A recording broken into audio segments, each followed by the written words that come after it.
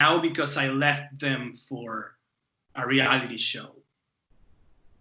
And I was like, dude, I have to pay my bills. I broke my freaking shoulder working to entertain you. And now you are saying that I betrayed you? F you.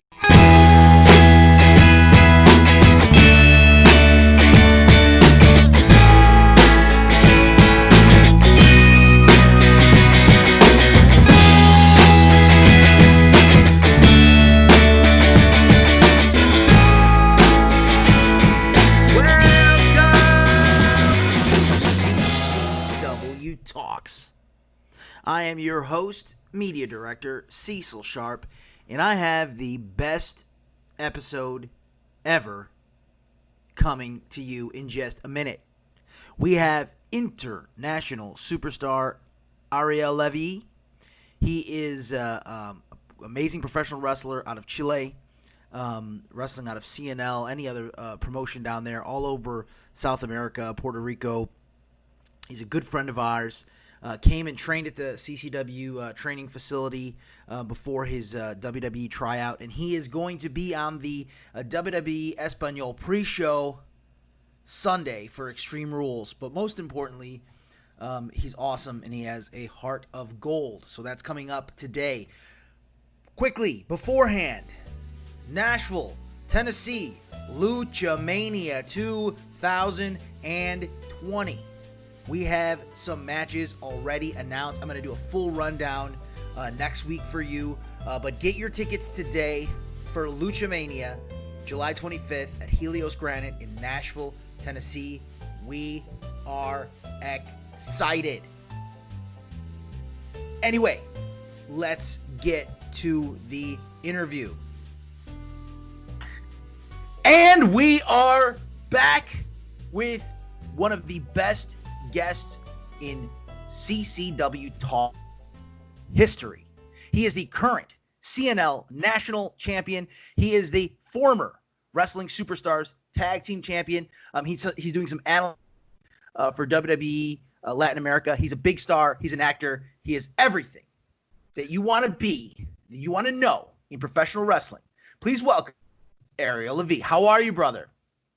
I'm good, Cecil. How are you? I'm here in Chile. It's a little cold outside, but taking care of myself, staying healthy, and trying to take care of my family while we're waiting to get back in the ring. I know. I can imagine. You know, you're south of the equator, so it's cold. It's wintertime for you. It's hot as heck over here in South Florida. But I know you're in the cold there, and everybody's inside because of COVID-19. The whole world is on lockdown. Which is kind of crazy. What is it? How has that affected Chilean wrestling in Chile? Well, it hit us hard, of course, because here in Chile you cannot call the Chilean scene an industry or anything like that. Like, it's pretty, like, we have like very talented performers and wrestlers, but we still have to have other jobs and stuff to do. Like, we cannot support ourselves only on based on our wrestling careers. So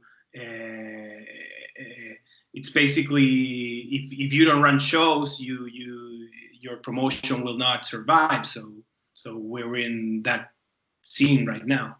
That point, like a lot of like a pretty good wrestling school that's called Yellos Dojo. It's run by Alejandro Saez and Juan Chulo. Alejandro Saez competed in the Cruiserweight Classic. Absolutely, Excel. And they had to shut down the school a month after the quarantine started because they couldn't afford keeping the school running without students paying. So they had to close down the school. So yeah, it was pretty sad. And none of the promotions here are running shows. So yeah, it's It is what it is. It's difficult. You know, it's unbelievable that, you know, you're saying an amazing athlete like Alejandro Saez, you know, was in the Cruiserweight Classic. He's trained at CCW, and I know he has one of the best schools, but he has a point, and everyone has a point, in that when are we going to be able to come back from this? You know, we thought we would be getting back to normal now in Florida, and just today or yesterday was the most cases of any state ever. So, you know, it's really scary to see the long-term effects on COVID-19, not just in wrestling and in anything, right? Yeah, it's how it is. Like, I'm pretty grateful. Like, I can be here at home and take care of myself. I'm with my dad right now. I have a couple weights, so I can keep myself in shape. And thank God I have no issues with money or anything like that. But there are people who are suffering right now, not only in the wrestling business, but in general. Yeah, I mean, you're a I mean, there's no secret that you're a very world traveling actor. You know, you first started, I guess, acting on an international stage, or at least in a national stage, in 2004. You even have a very popular movie on Netflix, The Green Inferno, which is hilarious because, you know, when I was watching The Green Inferno, I was saying, man, this guy's a great babyface, but I was just waiting for you to turn heel. So tell me how, you know, your first film was Promedio Rojo, right? Bad Grades. Can you tell me how that happened? Like, how did you go from, you know, being a regular guy to all of a sudden being on a national stage in acting? Well, it was my entire life, like since I was a little kid, since I had memory, like I was like, I was a performer, you know. If it was acting, dancing, I had bands, a lot of bands. Like, I was really, really, really into heavy metal music, and I had a lot of bands. And I was like obsessed with being on stage performing. Then, of course, I became a wrestling fan when I was a teenager, but we didn't have what we have today, like a lot of wrestling schools and stuff. So basically, I stuck to acting. And yeah, I finished high school in 2002, and then I entered like this university for acting classes, for like drama school, and after my first year there, during my first year, yeah, you were discovered immediately, dude. Yeah. During my first year, they were looking for actors for a teenager comedy. It was pretty much like Super Bad, like you if yeah. you want. Look, and so and back then I was pretty like, I was a fat kid who was into wrestling and movies and stuff. So and the lead of that movie was pretty much that. He was very much into comics. I'm not that much into comics, but I was a wrestling fan, so I knew how to be a freak or a geek. Of course, we all are, brother. I know it. Yeah. So I got the part, and it was a pretty a success. So I went from being this fat kid who liked movies and wrestling to like a well-known popular actor here in Chile. And then amazingly, you know, you become a popular actor in Chile, and then you become an international wrestling superstar. We'll get right back about his time at a WWE tryout in a second. But first, let's hear about the CCW Training Facility. Bugs Moran, the man of the land here. I used to be just a hobo, but now I'm a hobo with a wrestling championship, and that's all because of CCW. Come join us at CCW Training Facility. It is the longest running professional wrestling school and promotion in Florida. Located in sunny Fort Lauderdale, training available for professional wrestlers, managers, referees, announcers, valets, and much, much more. Call or text 954-548-5779 to start your wrestling journey.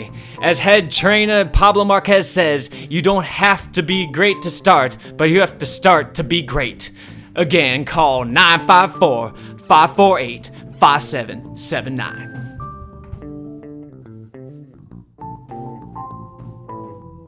then I started working on TV shows and stuff. Then I did some more movies. I did then in 2010 I did this trilogy called Que Pena Tu Vida. In English they were called F My Life. Yeah. And it was a trilogy, so it was a huge success here, and that's how I met Eli Roth. Continue. So Eli met Nicolas Lopez, the director of Que Pena Tu Vida, F My Life, in a film festival in the States, and they became pretty good friends, and he really liked our work, so he wanted to come to shoot movies with us, and it was insane because he was the Bear Jew from Inglourious Bastards. Right, exactly. That's what I was going to say. Yeah. So, really, this guy, he wants to work with us? and he first we did a movie called Aftershock, where he started in. Like Eli, we shared screen together. It's called Aftershock. I don't know if it's on Netflix. I'm pretty sure it's on iTunes. So. Yeah, it definitely is. And then he was writing his first movie after Hostel 2, and that movie became The Green Inferno, and he offered me the male leading role in that movie, and that was like my first major role for the Hollywood market, you know, and you fit right in. You know, it seems like you have that look, you know, like you have that leading man look. You have like a very, you know, chiseled features, and also it seemed like you just fit right into the entire you know, the entire theme of the movie. How long did it take for you to prepare? Like, how long does it take you to get into that character, to become that character? Well, it's funny because at that point I was pretty used to doing this like comedic, romantic comedy lead, you know, like kind of Ben Stiller kind of roles, you know. Sure, I could see that. and of course, like playing like being kind of dorky, but this role was like a pretty like quote unquote alpha male, you know. Right. So of course I did what you have to do, man. I went to the gym. I started training a lot. I gained a lot of weight, like, and I studied a lot of like because it was like this kind of like idealistic social justice warrior. Yeah, he was a social justice warrior, and so of course I watch a lot of YouTube videos from these guys talking, and sure. And they have a really particular way to talk. It was my first leading role in English, so of course I studied a lot of. I improved my English a lot working for that movie, and just talking to Eli, you know, he was very he knows the characters that he writes, so it was pretty. That once we started, it was pretty easy to get into that character and sure. and the vibe that he wanted. So yeah, I'm pretty proud of that work. So yeah, you can definitely watch that on Netflix. So yeah, I mean, and you can see you've been in, you know, tons of movies, more than, you know, 20 movies and television shows, but your love is professional wrestling. Like you were saying, you were always a big fan of professional wrestling, like probably all the people hearing this as well. So it's amazing that you know, you have these guys who get into professional wrestling so that they can become, you know, a well-known national actor. You became a well-known national actor, and you decided to get into wrestling. So like, what was that mindset? Yeah, how was that like? Backwards, Dwayne but it shows that you love it. It shows that you actually love professional wrestling. I don't know. You know, it's not a stepping stone for you. I guess I'm obsessed with it. and the more I know, like, people in the business, like from all around the world, like, you have to be obsessed. You know, it's not only love, because it's hard. It's a hard form of art. It's not like any other performing art. You know, you cannot compare it to acting or music or anything. Like, it's a mixture of everything, and it's, I don't know. I just love it. But yeah, I was a huge fan since 1996. Started watching here in Chile. Like, we had the USA Network in Espanol. so I started watching Monday Night Raw from '96. We didn't have TNT or anything like that. So my first introduction to wrestling was only WWE. Then I found out about WCW, Nitro, and about ECW, of course.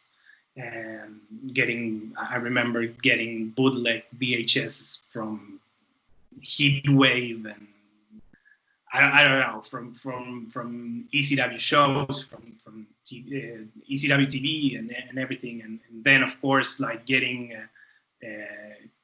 VHS bootleg copies of Mick Foley's death matches in Japan with Terry Funk. Yeah. It's so funny. You're saying almost the exact same. Like, I grew up in Chicago, and there was no ECW was on at 2:00 in the morning, channel 17. It was like WSTV, something like that. 2 a.m. on like a Tuesday night, and it was amazing when I actually got to watch it and then find exactly what you said. I found the tape. I think it was like Heatwave '99 or '98, and then I was hooked. And it's crazy when I walk into the CCW training facility, and now Bill Alfonso is part of the roster.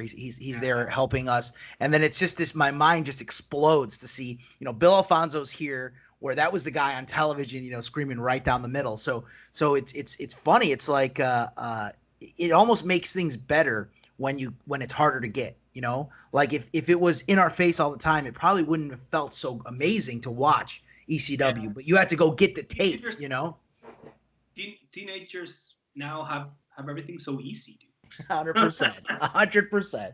We had to burn CDs. We had to download stuff for hours. Like, it's not fair, dude. but yeah, and then, of course, WWE became very, very popular around 1999, 2000. It was like the it thing here. Like, during the Attitude Era, like, it was everyone. Just like in the States, everyone was a wrestling fan. Everyone from like 15 to 20 something, they were all wrestling fans. And for me, it was like a mixture of emotions, like, because it was like, no, why this became so popular? It was my thing, Oh yeah, absolutely. Well, and it's funny. It was the same. It's a very similar experience in that I think it was right around the NWO. People would come to school wearing NWO shirts, and this would be like people who were not wrestling fans. They were maybe like 4 or 5 of us who we would talk wrestling every day at lunch. We would just think about wrestling. We'd go, and all of a sudden, like 10 people would come and say, like, tell us to suck it, and like say things like we're too sweet, and it actually ruined everything to me, because it felt like that was my like secret thing, and all of a sudden, whether it was Hulk Hogan, whether it was Steve Austin, everyone was like giving people stunners at lunchtime. Like, it was just a weird time. But there was a moment, like exactly what you said, like that was mine. And all of a sudden it was so mainstream, Yeah, and it was the cool kids, Wrestling is not supposed to be for cool kids. It's not. I mean, it could be, okay? Yeah, I know it could. But back then it was like, I wasn't a cool kid. My no, yeah, I'm the same. But it's okay. It made the business grow.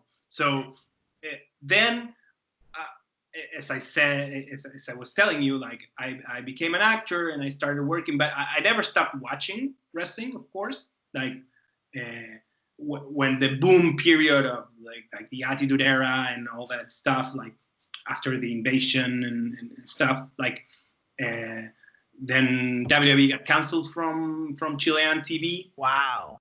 So yeah, but the internet was growing, so I started. We wrestling fans started here in Chile started watching it on the internet and stuff, like downloading torrents. Yeah, of course. And, can you believe that the WWE was canceled in Chile in 2002 or whatever? Unbelievable, guys. We can't be canceled because I guess anybody can be canceled nowadays. But we can't be canceled. But we are gonna run a advertisement. Let's hear from Boca Stone, see what they've been up to. Boca Stone Design will create the kitchen or bathroom of your dreams. Countertops of all types, granite, quartz, porcelain, and more. Cabinets and tile with amazing quality and service with affordable pricing. Call now for a free estimate, 561-362-2085. Licensed, bonded, and insured. Remember, Boca Stone Design, 3601 North Dixie Highway, Boca Raton, Florida, 33431. Call 561-362-2085.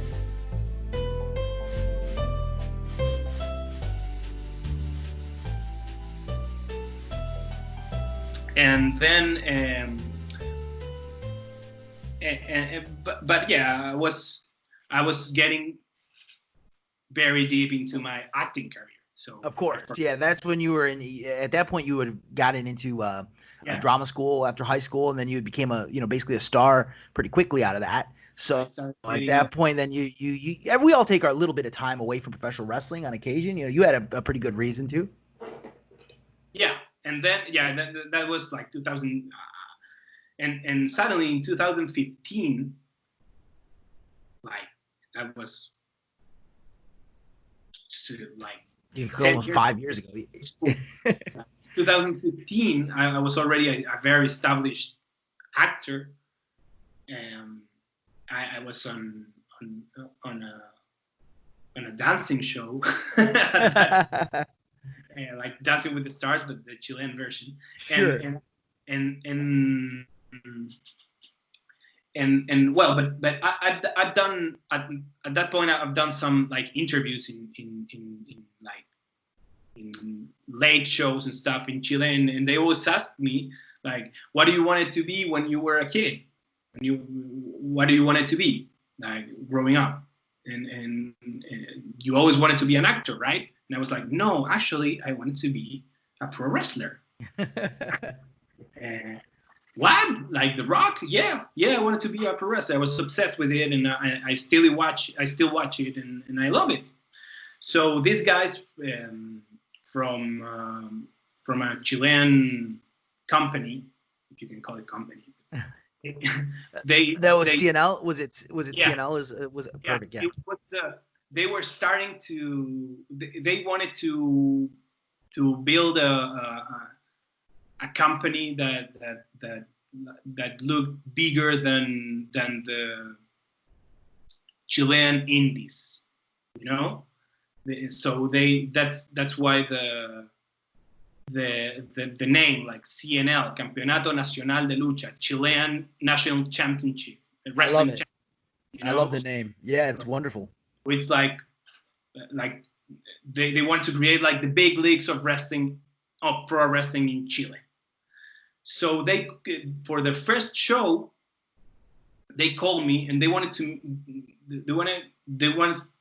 say like, we heard we saw your interview, and we are also wrestling fans. We know you're a wrestling fan. So they wanted for me to be like an influencer for the promotion. Sure. Like if they wanted for me to post stuff online and so like to get more people to come to the show, the first show. And I said, okay, I'll do it. Don't worry. But what if we do something? Like, I've watched wrestling my whole life, and I know that celebrities do something in the show. Of course, yeah, of course. It's huge. I mean, WrestleMania 1 was built on celebrities. Yeah. I mean, celebrities built it. Cyndi Lauper and Muhammad Ali, all those people. Yeah, absolutely. And Cyndi Lauper and et cetera, et cetera. Yeah. And So I said, like, maybe I can cut a promo and I can take a choke slam or something from a big guy, or I don't know. I love it. Yeah. I didn't know the wrestlers back then. But, and they said, really? Would you like to do that? And I was like, of course. It's my dream. and they said, okay, let's figure something out. And I did this video, like inviting people to the show. And I got nuclear hit. Oh, no. From the wrestlers. Like, who is this outsider? He's just a pretty boy from the movies. He's not one of us. Like, blah, blah, blah, blah. Just like hit. And I said to myself, being a long life wrestling fan, I said to myself, ooh, I got something here. There's something there. There's heat, brother. Controversy creates chaos. Yeah. Ariel, come on.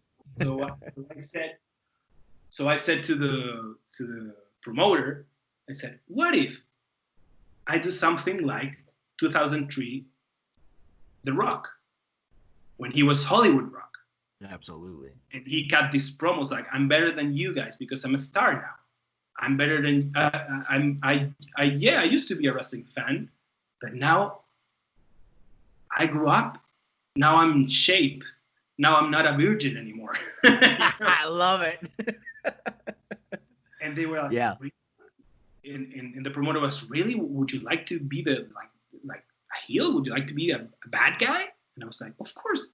I would love to be the bad guy. There's anything more fun than to be the bad guy. So I cut this promo. I got hit. Of course, like a babyface confronted me. He was called Harold. He confronted me. He was like, rah, rah, rah. Like, who are you, pretty boy? What are you doing here? People here, they have come here to watch us wrestling, not you talking, etc., etc., etc. And I said, you know what? I'm gonna kick your butt. And I take my shirt off, and I low blow him, of course. Awesome. And that started that started everything. You came in as a top guy, you know? And from that point on, it was like, woo, because of course we got like mainstream media coverage. Because what is Ariel Levy doing here? Like, you know? Why is he on this wrestling show, and why is he like punching a guy in the nuts? You know? And then I started training with these guys, and it was pretty funny because they at the beginning, not only the wrestling fans looked at me like, what is this guy doing? Is this guy doing here? Like, sure, the wrestlers were the same way too. No, absolutely. Worse, like, because it's like, who's this guy? You know, like, I've done so much, and already here's the problem is you're on top because you're already, you know, you're in movies, you're in the national, you know, scene. What already mainstream news, so of course you're on top. You know what I mean? But to them, it's like it probably messes their head up. You know, but I know, yeah. I mean, go ahead, continue. But of course, you know, going to be heat from the boy. But then I started going to the training sessions, and I've always worked hard for what I want, you know, and I have a lot of etiquette. And besides that, I'm a huge wrestling fan, and and I like the story of wrestling. So I start talking with these guys, and they were like, "Oh, he speaks the same language that we speak, you know? He's one of us. Yeah, he really is one of us." So they started liking me, and they were like, "Yeah, we get what you're here. We get that you're gonna help us to make our company grow and our scene and the Chilean scene grow." And that the first CNL event was on March, and I had my first match in June. Wow. To say green, it'll be an understatement. I was like, I saw it the other day. I was so clumsy. No. Oh my goodness. Yeah. So you're cringing now, you know.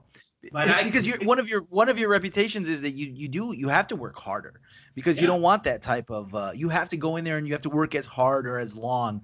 When you came down last year to train at this training facility for a while, and that was the thing, is you didn't come in there as an actor. You didn't come in there and say like I'm Ariel Levy. You came in there and you just tried to outwork all the people there, and I think that speaks way more to anything else. You know what I mean? Yeah, and the thing is that my wrestling abilities weren't good, but I had like the reactions that we got in that match were insane. and the TV shows came to film the match, and of course that helped the promotion and that helped the scene, and it was pretty cool. And the other thing that I did to get heat was that I entered with Cult of Personality. Oh, awesome. Yeah, I used that. So you have the smarks wanting to kill you. You have the casual fans wanting to kill you. I love it. Ooh, everybody wants to kill me.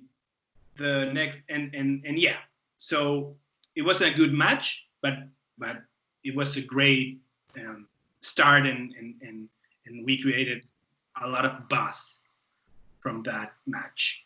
And the point is like exactly what we said. The match had great heat. You had film cameras there. It was probably at that point the most watched match in CNL history, right? I mean, there's no question. It was so in a way, I mean, you brought exactly and more to what they needed, what they wanted. I mean, obviously, it wasn't Steamboat Flair. The match wasn't Rick Steamboat versus Ric Flair, but it was something that at that time was probably really important to, not just to you. I mean, obviously hugely important to you because it's your first match. It's fulfilled in a lot of ways, but it's also you did exactly what you needed to do as well, and it wasn't a one and done. I mean, you built on it from there, right? Yeah, and then I started training harder, and because I knew like I knew I was getting more attention than any other. My match was getting more attention than the championship matches or the main events, because I was the attraction, or the special match, but I was getting more attention than any other match. So I knew I had to start working harder, because at one point you're going to stop being an attraction, and they're going to start looking at you like any other wrestler. You're going to have to deliver, Yeah, look at Ronda Rousey. I mean, the first match, it's an attraction. Second match is an attraction, but she was there for a year, and she got much better because eventually the coming down a bad reputation, just her presence stops being an attraction. Like you said, you have to be good. Yeah. So then I started working with another promotion here in Chile called Extreme Lucha Libre. Extreme Lucha Libre is the oldest promotion. They've been running shows since the 2000, and they're pretty much like an ECW style show. Nice. Yeah. So I started training with them, and for me it was like a dream come true, because I used to go to the Extreme shows when I was 15 or 16, and they used to do like barbed wire matches and flaming table matches and all that insane stuff. The best wrestling, in my opinion. Secretly, my favorite type of wrestling. Go on. Yeah, that's the best. So I started training with them, and I started to have friends in the wrestling business. So basically, I think with wrestling, I found my place in the world, because I had this new group of friends that shared this love and passion for wrestling, and now I didn't have to watch pay-per-views all alone in my room. Yeah, that's basically how I watch pay-per-views alone right now, maybe with a crying baby nowadays. But anyway, real quick, I wanted to talk about a pretty amazing musical artist. You can listen to him on Spotify. It's Nick Corso. His new EP, Asleep in the Backseat, is getting a lot of rave reviews across the country, so I thought it would be interesting to check it out. He was the original guitarist for the Orwells, and now he is out on his own. So at the end of the podcast, I'm going to put the single Asleep in the Backseat, but you can buy it right now on iTunes, Asleep in the Backseat. It's $3.96, or you can go on Spotify and then just stream it while you go to work. But it's an excellent, amazing EP, and it's a lot of amazing things are happening. So please check it out, and you can listen to the entire song at the end of the podcast.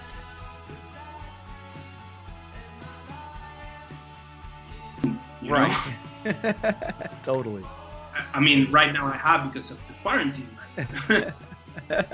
But you suddenly, and I can absolutely like feel I feel the same in that, you know, when you actually start working with wrestling promotions, when you start working in the wrestling business, suddenly, like you said, you know, where I was watching pay-per-views by myself, or I had no one to talk to about it. Now it's like the next day, what are we talking about? We're talking about you know, Extreme Rules. We're talking about WrestleMania. We're talking about for hours at a time, something that I would do, you know, maybe with one friend growing up. Now I have, you know, 20 guys.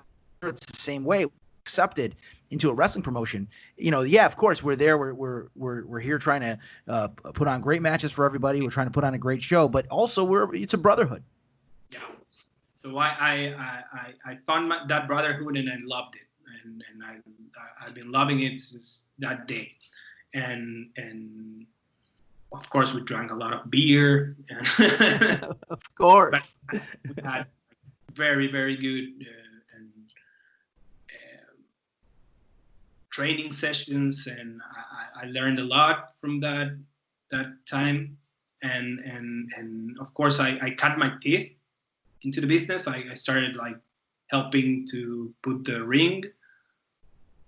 Yeah, which I mean, and I think you can explain the importance of that is that, you know, there are guys when you're starting and maybe you don't have a match for 6 months or 8 months, but you're there putting together the ring, putting up the ring, setting up the entranceways, the guardrails. And that's so important. That's so important for the veterans, so important for the guys who are working hard because they did the same. And once you know, there are still guys who are there for 2-3 years and they're still doing it at Coastal Championship Wrestling. They're still putting up the ring, breaking down the ring. They're just leading the charge. So it's like one of those things where it's like you gain so much respect. And especially you coming in, you could have been the guy who says like, I don't want to do that. I don't have to do that. Yeah, you know, you're the guy who's like, they put me on top right away because I'm already, you know, everybody knows who I am. Look at my following, you know. But you could have done that, you know. I could have get to the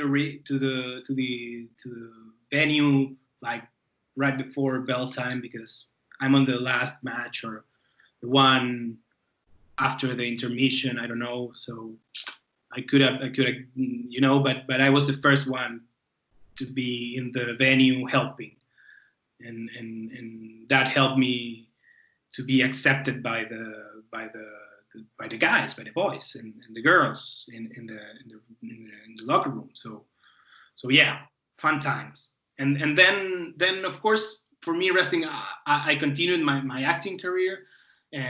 I stopped wrestling because I went to live in Mexico for a season, and I trained a little bit there, but I didn't want to wrestle professionally there because it's harder, you know. The Mexican scene, it's a little bit harder and it's rough, and I didn't want to be shooting a movie with a black eye or something like that. Right. It's stiff and the altitude is crazy, right? I mean, you're training in insane altitudes, and you're exactly right. They lay everything in. So God forbid you go to a scene and you have a black eye, you know? Yeah. Constant bruises. And then I came back to Chile, and that's when the wrestling thing for me got real, because we did a tour around Chile.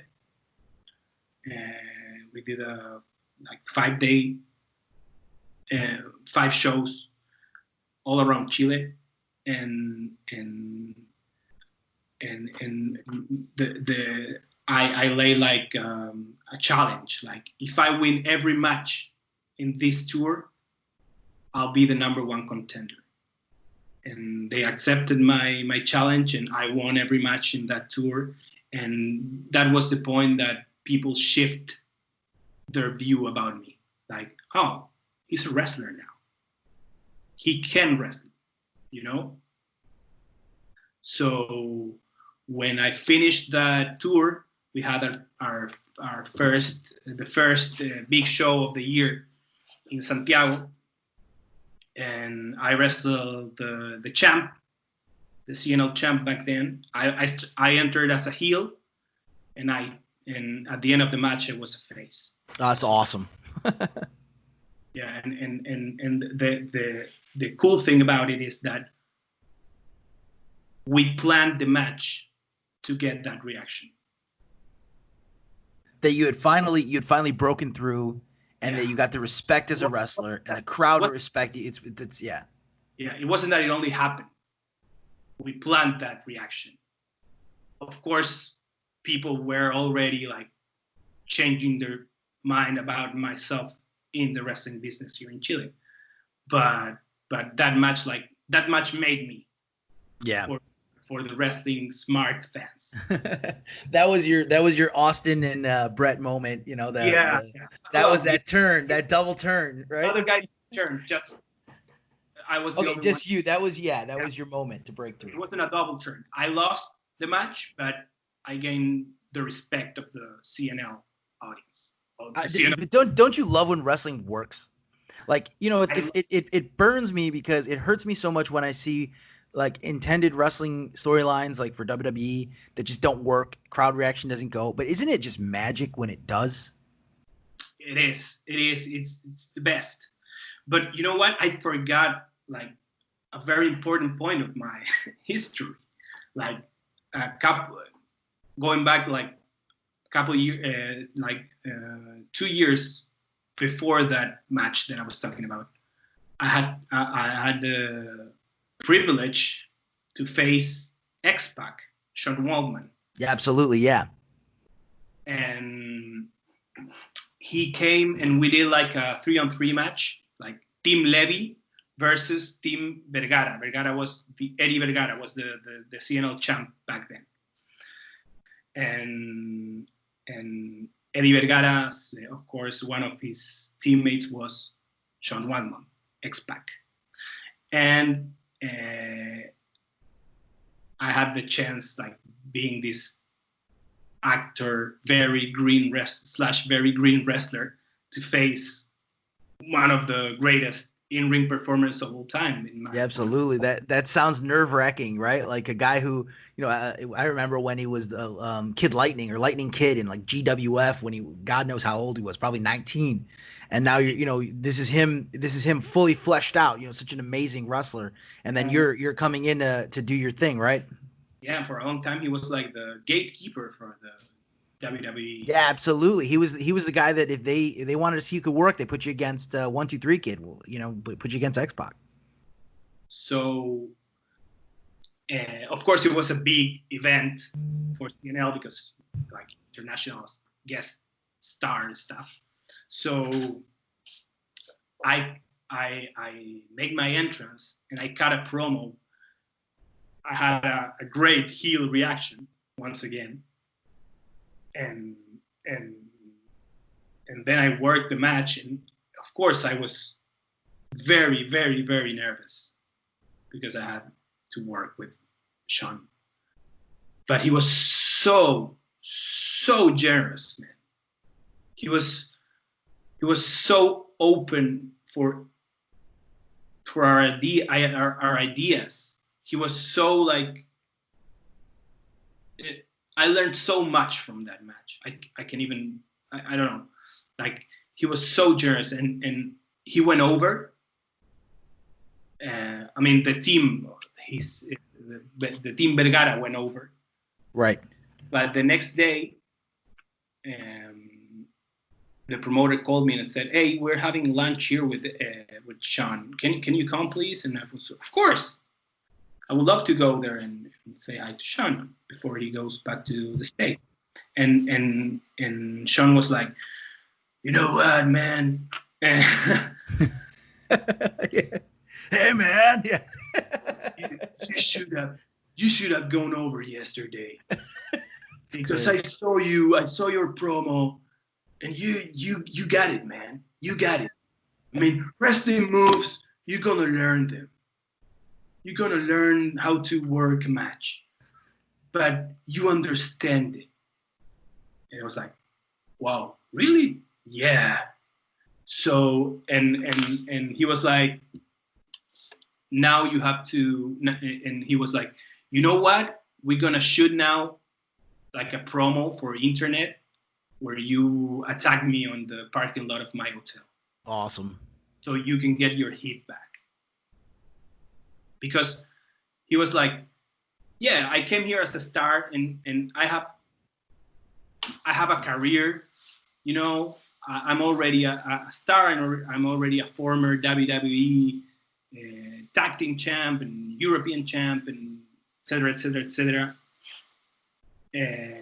So, and I came here, and then I will leave, and I have to leave someone over. That was his philosophy, you know? Yeah, absolutely. And it's the old school way, right? I mean, he's an old school guy. You know, he's still young. He's still a young guy, but he started so early that it seems like he's that type of guy who's like, you know what, I felt bad. Like you're saying, you know, I want to put you back over. I want you to be the one who you know, gets the rub off of him. And that's what wrestling's about, right? Yeah. So we shot this video where I attacked him on his way to the airport, and came out great, and of course talked a lot about it. It became trending, of course, and so it helped me a lot. So and from that point on, I took my wrestling career very, very seriously. You know? Yeah, of course.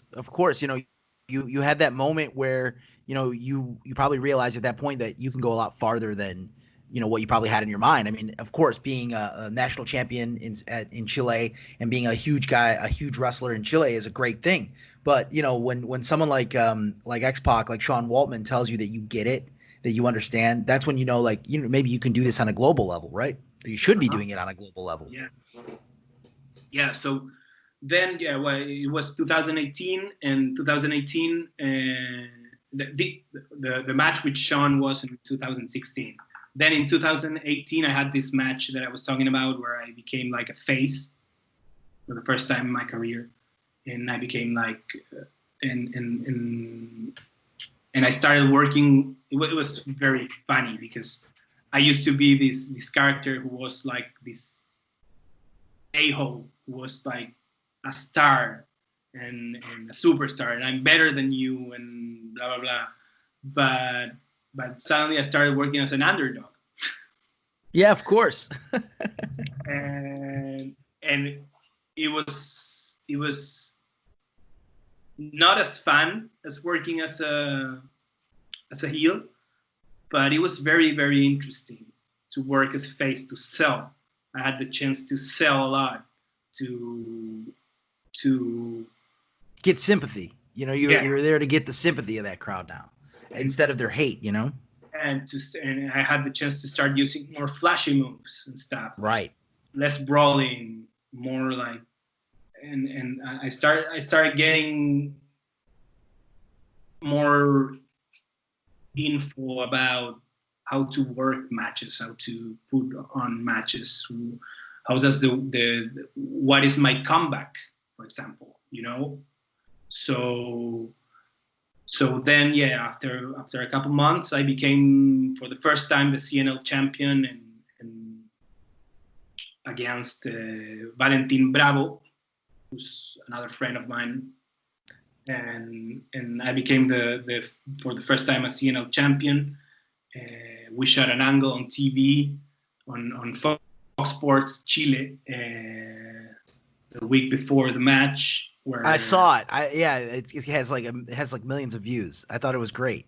It's so funny you mentioned that because I was showing it around the CCW Training Facility, and everybody's mind was blown because they remember you, but they remember you as like the quiet guy who was just working out with us. They don't remember you as the guy on national television, throw like this crazy angle on us on Fox Sports.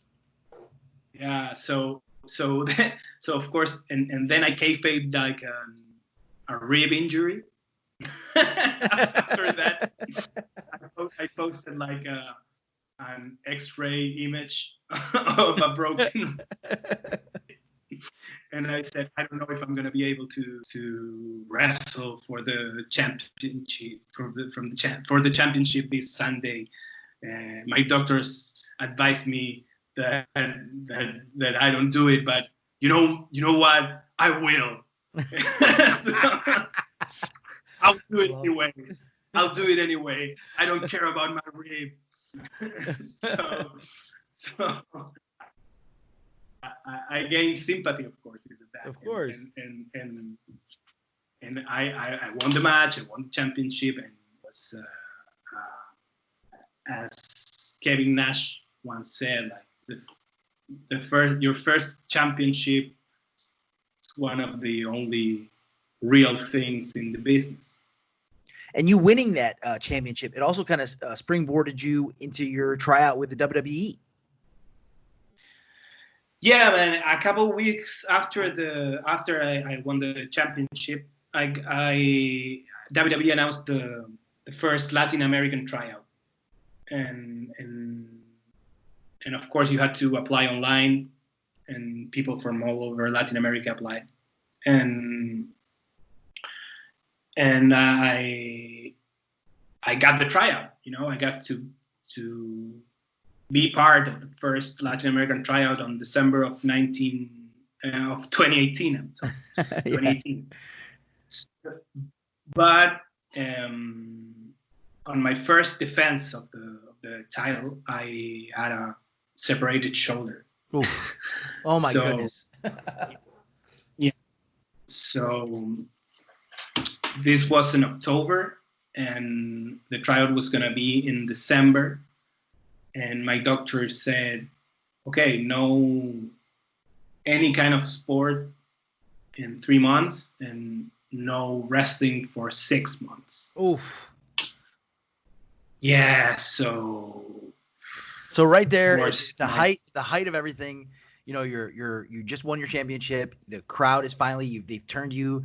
You're everything is going in all the right directions. It seems like the logical next step, and then you separate your shoulder. So that must have just been just inflating or just upsetting, or how did you take it at the time? Just in a depression or just moving on? What were your feelings?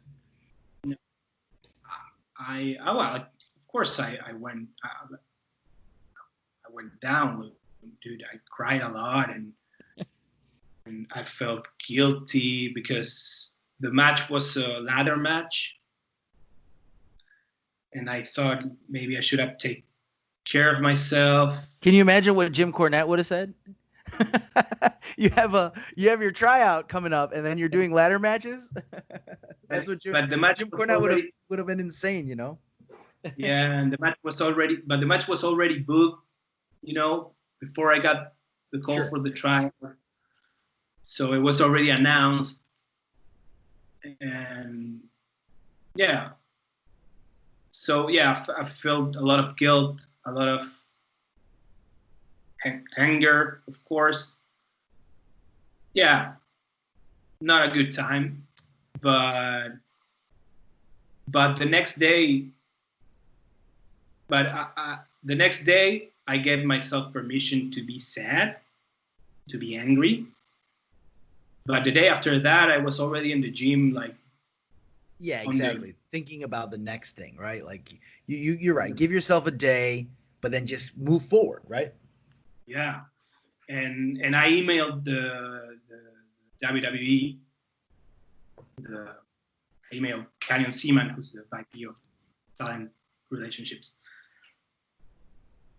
and he said, "Oh, well, don't worry. Thanks for informing us that you're injured. You still can come and watch the tryout like for a day. So we'll let you know." And yeah, I got to as I said, I started working on my injury. I started working on on whatever I could do in the gym, like, and the day of the Latin American tryout, I got to come for the last day of the workouts, and I saw my friends of mine like getting to do the tryout, and yeah, I saw guys from all over Latin America doing the tryout. I met the coaches, Robbie Brookside, Matt Bloom, and I told them my story, and they were like, "Don't worry, I'm sure our path will cross again and stuff." And I spoke to Canyon Seaman, and he was like, "Well, keep us posted on your injury and stuff, and we'll tell you if we're having another tryout here in Latin America for you." And stuff. And yeah, it was a bittersweet sensation because sure. I was really proud of my friends, of my fellow Chilean wrestlers. And I was really proud of my city holding the first Latin American tryout. But at the same time, I was bitter because I couldn't be part of it, you know? Yeah, it's crazy. Like it's such the fact that it was in Santiago, and it was so close. And yet, and you were supposed to be there, and all of that, and you know, were you worried that you would never have a second chance, or what was, or you were sure that you were gonna work hard and get that second chance? What were your thoughts? No, I was like, I thought when Mr. Seaman said like, keep us posted on your injury and stuff, and we'll see. I thought he was just like being nice, you know. Of course, yeah, like. Yeah, call us when you get a chance, type of thing, right? Like, yeah. Yeah, and well, after that, like, on January of 2019, I was part of a reality show here in Chile. So I was locked shooting that for like 3 months.